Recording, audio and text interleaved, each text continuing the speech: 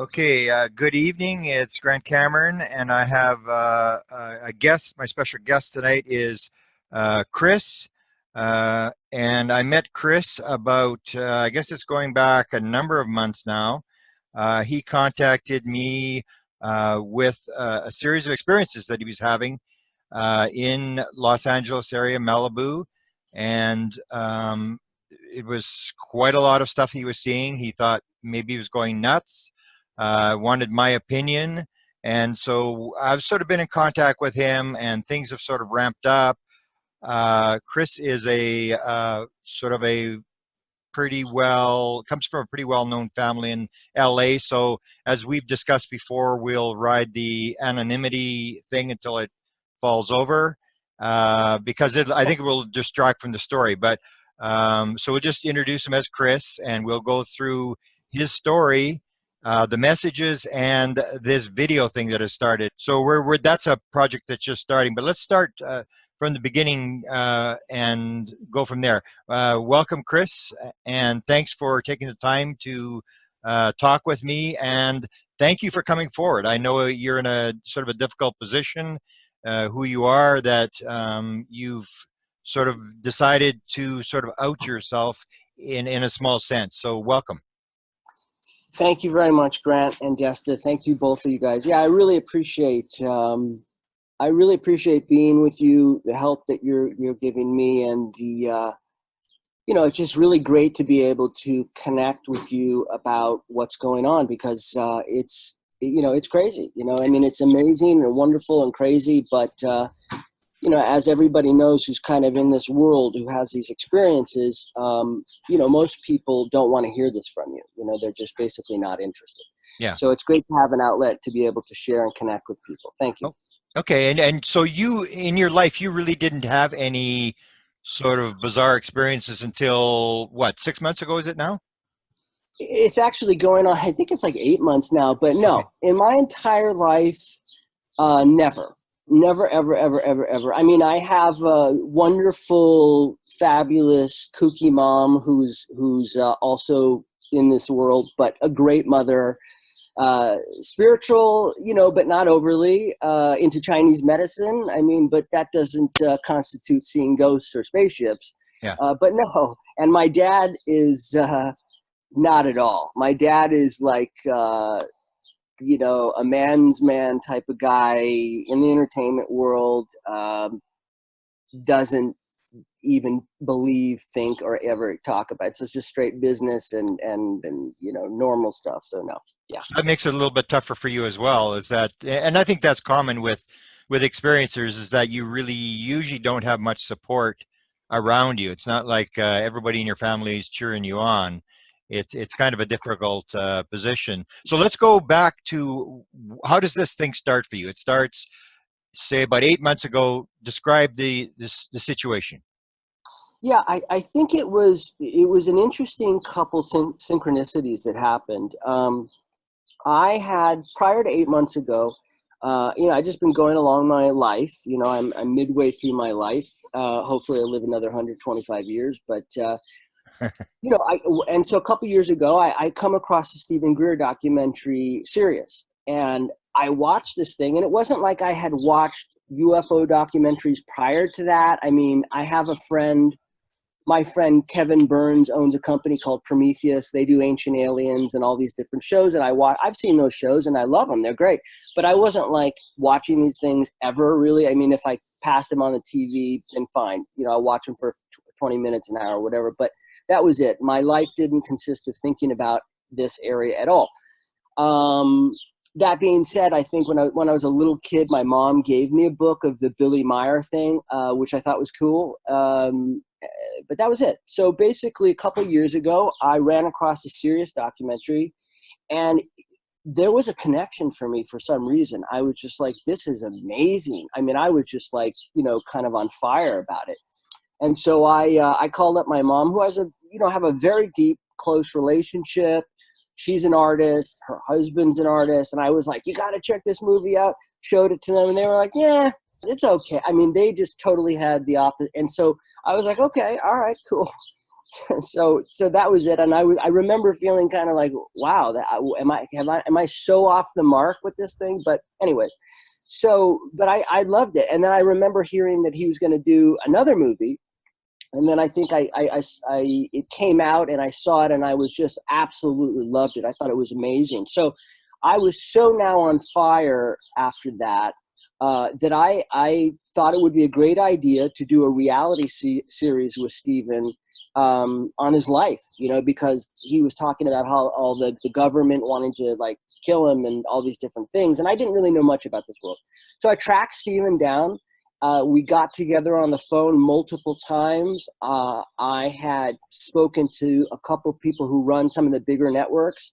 And I thought there was going to be a deal, and it ended up not happening because Stephen felt, that at the end of the day, it wouldn't be something that would work in his best interest because of the nature of this world.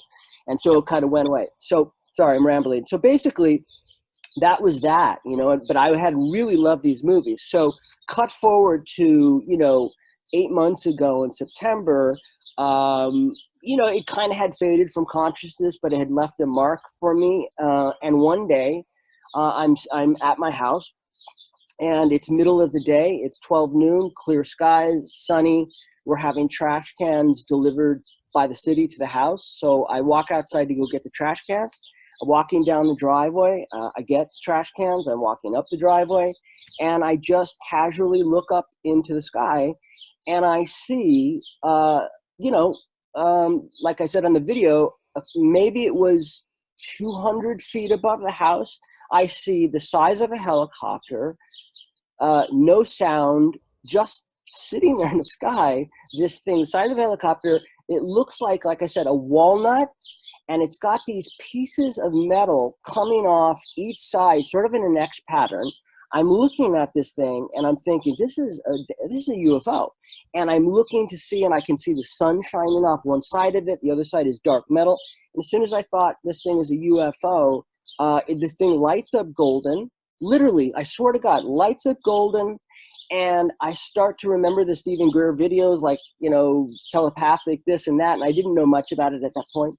And so I started saying, hey, love you, UFO, it's great to see you. And literally the thing goes from golden to doing these patterns, like, like sort of like different shapes and different patterns in this golden LED. So I watched this thing literally for probably 25, 30 minutes.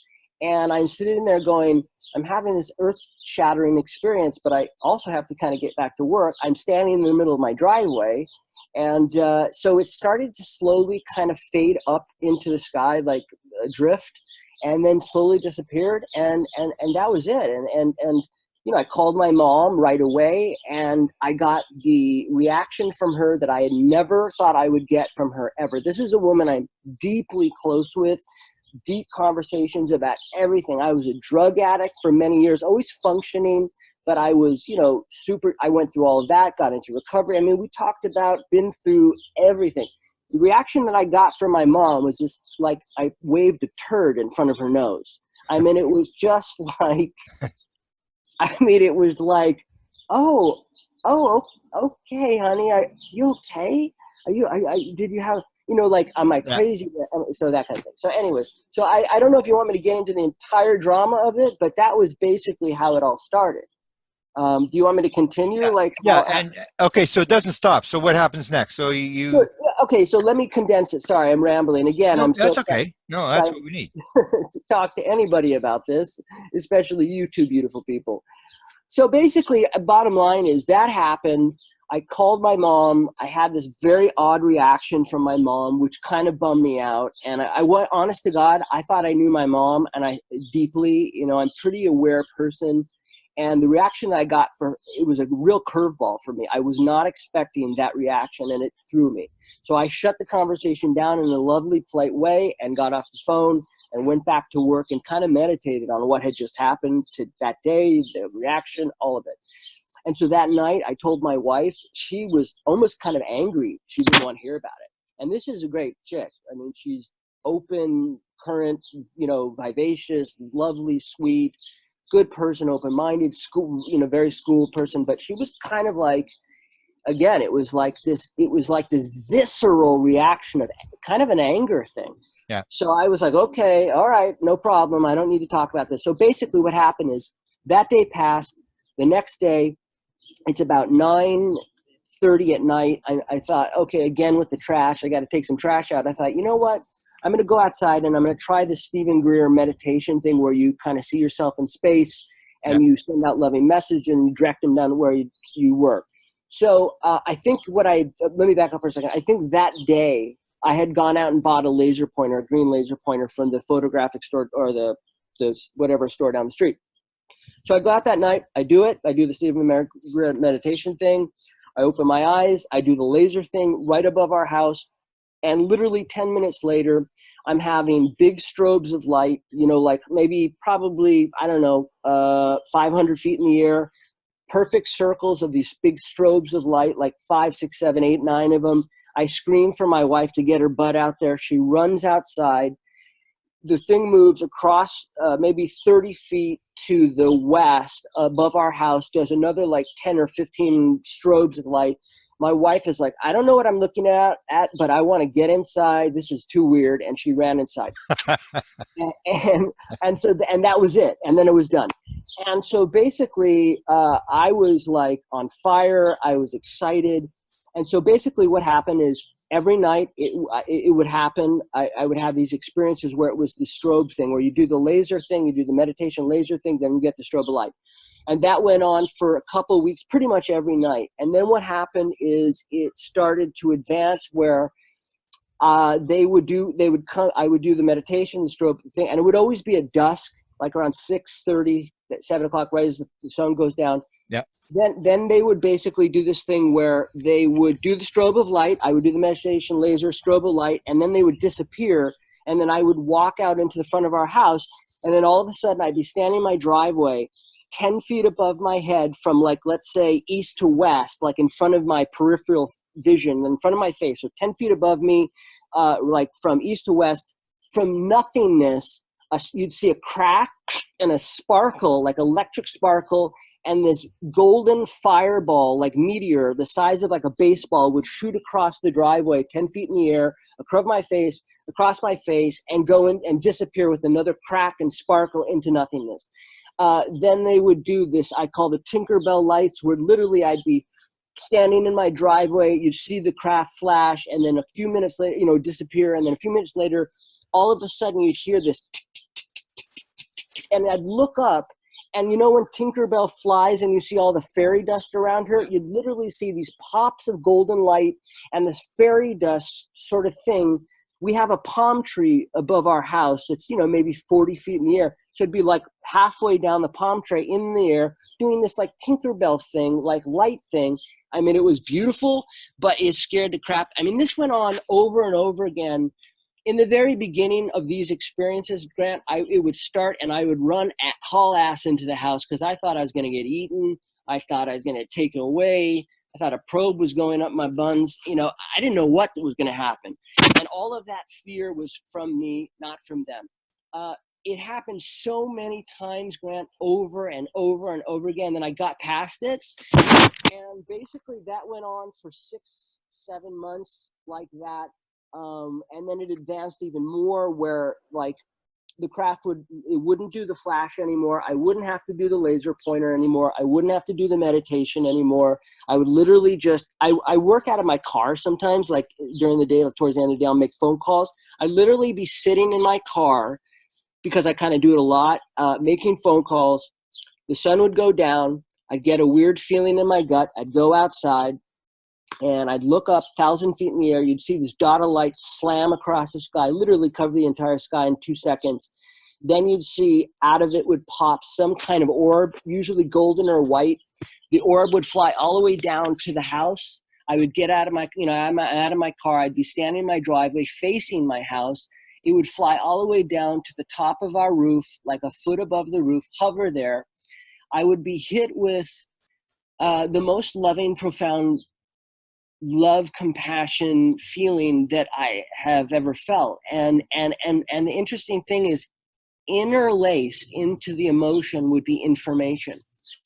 And it would be like an image or it would be one complete thought that was a very complex thought. I don't mean like things like building rocket ships, but more of a thought about humanity, more of a thought about love, connection, more of a thought of like in those kind of things. So I had a bunch of those experiences where they would, and it wouldn't be a long thing. They'd come down, sit for literally a minute. I'd be hit with this feeling. I'd ask maybe a couple questions. A lot of time I was scared, but kind of in between feeling this loving feeling, scared, all these different feelings.